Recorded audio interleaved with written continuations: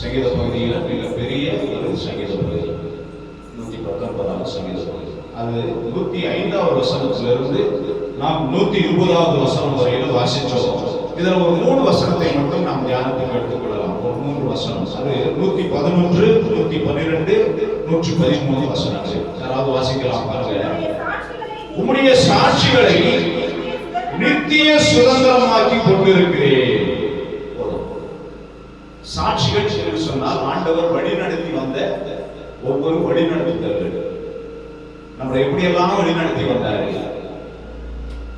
ஆண்டவர். கடந்த காலத்துல நம்முடைய பாதையில் இருந்த எவ்வளவு சிக்கல்கள், எவ்வளவு தடைகள், எவ்வளவு ரொம்ப நெருக்கமான சூழ்நிலைகள், ரொம்ப வேதனையான சம்பவங்கள், இவைகளை நம்மை கடக்க செய்திருக்கிறார். நிறைய பேர் பார்க்கிறோம் உலகத்துல தங்களுடைய பிரச்சனைகளை சமாளிக்க முடியாம, நல்லா படிச்சவங்க, நல்ல பெரிய பெரிய பதவியில இருக்கிறவங்க, அரசாங்க உத்தியோகங்கள்ல இருக்கிறவங்க, ராணுவத்தில் இருக்கிறவங்க, மருத்துவர்கள், இப்படிப்பட்டவர்கள் எல்லாம் தற்கொலை செய்து கொண்டிருக்கிறார்கள். நான் கடந்த வருஷத்துல கேள்விப்பட்டிருக்கிறேன். இந்த வருஷத்துல 2025வது வருஷம் நல்ல திறமைசாலிகள். ஆனா பாருங்க, நமக்கு ஒன்றுமே இல்லை, இந்த திறமைகள் இல்லை, இந்த பண வசதி இல்லை, இந்த ஞானம் அறிவு இல்லை, ஒன்றுமே இல்லாத போதும் நம்மை அவர்களை காட்டிலும் அதிக பிரச்சனைகள் வந்தாலும் நம்மை விடுவித்து காத்து வருகிற, நம்மை வழிநடத்தி வருகிற ஆண்டவர் பட்சத்தில் இருக்கிறார். இந்த வசனம் சொல்லுகிறது, உம்முடைய சாட்சிகளை நித்திய சுதந்திரமாக்கி கொண்டிருக்கிறேன். நித்திய அப்படின்னு சொல்லி சொன்னா எவ்ரி டைம், எப்பொழுதும், நம்முடைய வாழ்நாள் முழுவதும். ஒரு குறிப்பிட்ட நாட்களுக்கு மாத்திரம் நாம் அக்ரிமெண்ட் போட்டு நாம கிறிஸ்தவர்களாக வாழ்கிறவர்கள் அல்ல. ஒரு சிலர் அப்படி வாழ்க்கை நடத்தி கொண்டிருக்கலாம். பாருங்க, விரதம் இருந்து 40 நாள் இறைவனை தேடி போகிறவர்கள் அந்த விரத நாட்கள் முடிந்த உடனே தங்கள் பழைய சுபாவத்துக்கு மாறி பழைய செய்திகளை செய்கிறதை நாம் பார்க்கிறோம். அந்த விரத நாட்கள் மாத்திரம் கொஞ்சம் பயபக்தியா பரிசுத்தமா இருக்கிற மாதிரி இருந்துட்டு, அந்த விரத நாட்கள் முடிஞ்ச உடனே மீண்டும் பழைய நிலைமைக்கு அவர்கள் பின்மாறி போகிறதை நம்முடைய வாழ்க்கையில எத்தனையோ பேரை நாம் பார்க்கிறோம். ஆனால் இந்த வசனத்தில் எழுதியிருக்கிறது, நித்திய சுதந்திரமாக்கி கொண்டிருக்கிறேன். ஆண்டவரோடு நாம் இணைந்திருக்கிற இந்த வாழ்க்கை குறிப்பிட்ட நாளுக்கான வாழ்க்கை அல்ல. ஏதோ ஒரு காலத்துக்காக, ஏதோ ஒரு சூழ்நிலைக்காக, ஏதோ ஒரு நன்மைக்காக நாம் ஆண்டவரை தேடுகிறவர்களாக இல்லாமல், அவர் என்னை கொன்று போட்டாலும் அவர் மேல நம்பிக்கையா இருப்பேன் என்று சொல்லி முடிவெடுக்கிற பரிசுத்தவான்களுடைய வழிகளை, சாட்சிகளை நாம பார்க்கிறோம். நம்முடைய வாழ்க்கையில இங்க சொல்லப்பட்டிருக்கிறது சாட்சிகள், நம்முடைய சாட்சிகள்.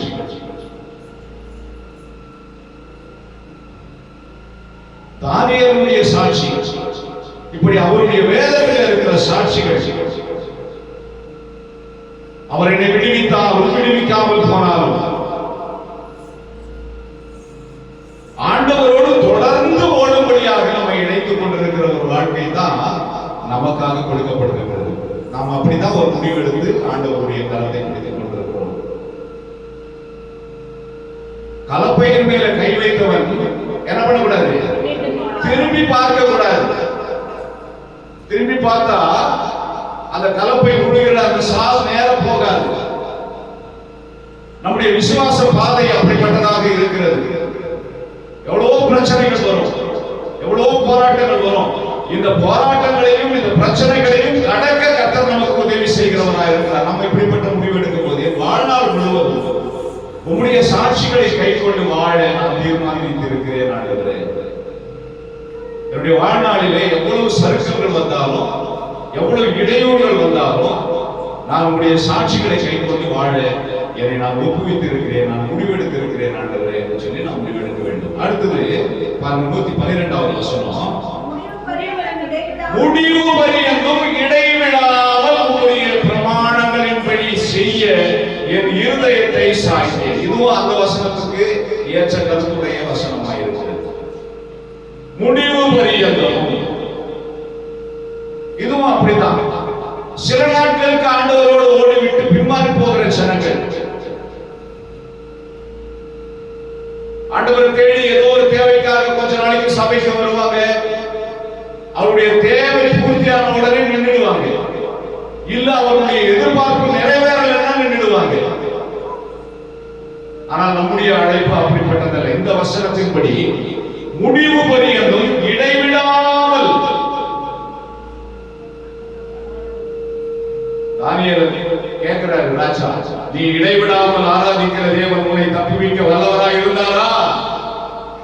அப்ப இடைவிடாமல் ஆராதிக்கிறது நமக்கு எந்த ஆசீர்வாதத்தை கொண்டு வரும் அப்படின்னு சொல்லி சொன்னா, அக்னி சூளையானாலும் நம்முடைய வாழ்க்கை அதிலிருந்து தப்புவிக்கிற பலனை உண்டாகும். இங்கே இந்த வசனம் சொல்லப்பட்டிருக்கிறது, முடிவு பரியந்தம் இடைவிடாமல் நம்முடைய பிரமாணங்களின்படி செய்ய. நம்முடைய விருப்பத்தின்படி அல்ல, நம்ம சொந்தக்காரர்களுடைய விருப்பத்தின்படி அல்ல, நம்முடைய குடும்பத்தாருடைய விருப்பத்தின்படி அல்ல. நிறைய பேர் அப்படிதான். எங்க அப்பா முடிவு எடுத்துட்டாரு, இந்த காரியத்தை செய்யணும். எங்க வீட்டுல இருக்கிறவங்க முடிவு எடுத்துட்டாங்க, இந்த காரியத்தை செய்யணும். ஆனா என் ஆண்டவர் என்ன முடிவு எடுத்தார் என்பதை நம்ம மறந்து விடுகிறோம். நம்முடைய ஆண்டவர் என்ன திட்டத்தையும் என்ன நோக்கத்தையும் வைத்திருக்கிறார் என்பதை நம்ம மறந்து விடுகிறோம். குடும்பத்தில் இருக்கிறவங்க எல்லாம் சேர்ந்து முடிவு எடுத்துட்டாங்க, ஐயா இன்னைக்கு நாங்க டூர் போறது அப்படின்னு சொல்லி. அன்னைக்கு சனிக்கிழமையா இருக்கும், அடுத்த நாள் ஞாயிற்றுக்கிழமையா இருக்கும். இல்ல குடும்பத்தில் இருக்கிறவங்க எல்லாம் சேர்ந்து முடிவு எடுத்துட்டாங்க, ஐயா ஒரு இந்து குடும்பத்தில இருந்து ஒரு வரனை பார்த்திருக்கிறாங்க, அந்த பெண்ணையே கல்யாணம் பண்றதுன்னு சொல்லி. வேதம் சொல்லுகிறது, விசுவாசிக்கும் அவிசுவாசிக்கும் சம்மதம் இல்லை என்று சொல்லி.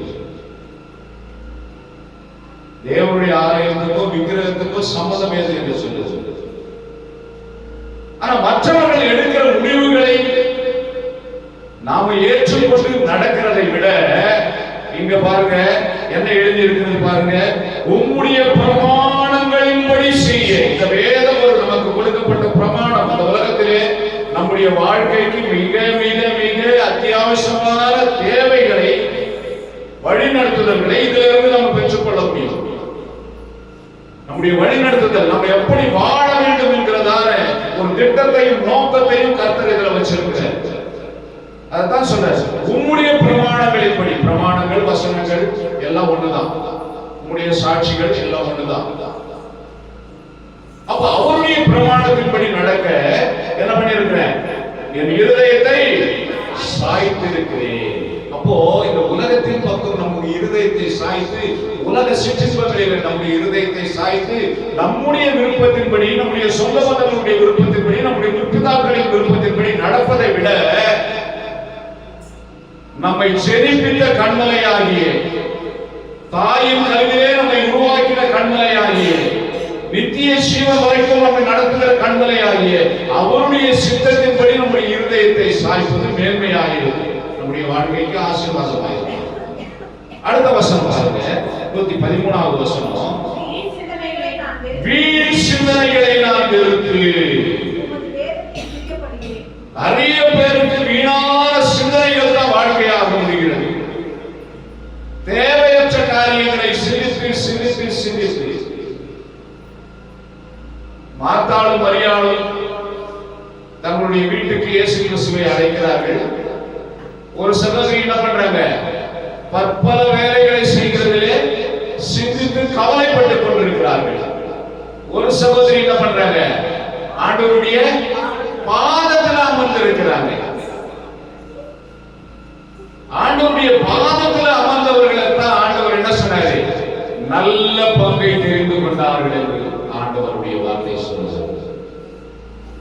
நமக்கு மேன்மை எது தெரியுமா, நம்முடைய வாழ்க்கைக்கு ஆசீர்வாதம் எது தெரியுமா, நம்ம நடக்க வேண்டிய வழிகளை போதிக்கிற அல்லது கற்றுக்கொள்ளுகிற இடம் எது தெரியுமா, தேவனுடைய பாதம். ஆண்டவர் தான் நமக்கு பாதத்தில், அவருடைய பாதத்தில் அமர்ந்தா நமக்கு எல்லா விஷயத்தையும் கற்றுக் கொடுப்பார்.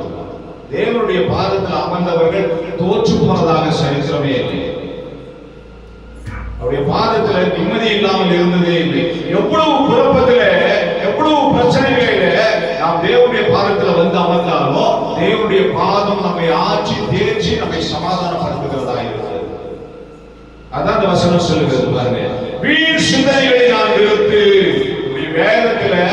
இருக்கிறேன்? பிரியப்படுகிறேன். உலக காரியங்களிலே பிரியப்படுகிறதை காட்டிலும், சரீரத்துக்கு தேவையானவைகளிலே பிரியப்படுகிறதை காட்டிலும், இந்த ஆத்மாவுக்கு தேவையானதை பிரியப்படுத்துகிற ஒரு இடம் தேவனுடைய பாதம். அந்த தேவனுடைய பாதத்தில் நாம் அமரும் போது வீண் சிந்தைகள் வெறுக்கப்படுகிறது. வீண் சிந்தைகள் நம்மை விட்டு அகறுகிறது. வீண் சிந்தனையிலே நாளை குழம்பி போயிருக்கிற நம்முடைய வாழ்க்கை தீர்க்கமான ஒரு முடிவை எடுத்து அது ஜெயமாக நடக்கும்படியான காரியத்தை தேவனுடைய பாதம் நமக்கு கற்றுக் கொடுக்கிறது. அதனால இந்த 3 வசனம் ஒரே கருத்தை வலியுறுத்துகிறது. அவருடைய சாட்சிகளை, அவருடைய கட்டளைகளை கைக்கொண்டு நடப்பதை என் வாழ்நாள் முழுவதும் நான் என்ன பண்றேன்? செய்யும்படி முடிவெடுத்திருக்கிறேன். நம்ம இந்த கடைசி வாசத்துல வந்திருக்கிற நாம அடுத்த வாரத்துக்கு, அடுத்த வருஷத்துக்கு ஆசீர்வாதமா நம்முடைய வாழ்க்கை அமையும்படியாக இப்படி ஒரு முடிவெடுப்போம். என் வாழ்நாள் முழுவதும் ஆண்டவரே, உங்களுடைய வார்த்தைகளும், உங்களுடைய வசனங்களும், உங்களுடைய சத்தியமும், உங்களுடைய சாட்சியும், உங்களுடைய பிரமாணங்களும் எனக்கு பிரயோஜனமா இருக்கும்படி நான் முடிவெடுத்து இருக்கிறேன். இதை விட்டு நான் விலக மாட்டேன். வீண் சிந்தைகளிலே நான் சோரம் போக மாட்டேன். அப்படி முடிவு கர்த்தர் உங்களை ஆசீர்வதிப்பாராக.